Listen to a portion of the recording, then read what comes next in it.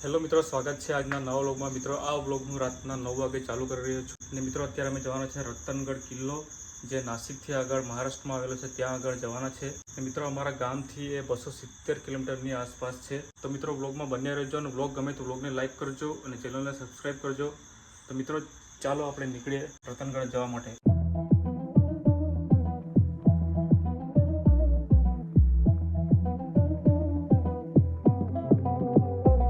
મિત્રો અમે ફાઇનલી સોનગઢ આવી ગયા છે આ બાઇક લઈને।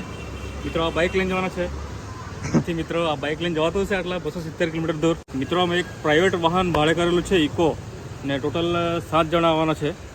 તો મિત્રો બધા ભેગા થશે સોનગઢ બસ સ્ટેન્ડ પર ને ત્યાંથી ઉપડશે પછી રતનગઢ જવા માટે। ને મિત્રો તમને રૂટ બતાવી દઉં છું। મિત્રો અત્યારે અમે હાલમાં સોનગઢમાં છે અને સોનગઢમાં બી એક કિલ્લો છે। મિત્રો આપણે સોનગઢ ફોર્ટથી આપણે રતનગઢ ફોર્ટ જવાના છે। મિત્રો અમે સોનગઢથી ઉપડવાના છે। આ સોનગઢ છે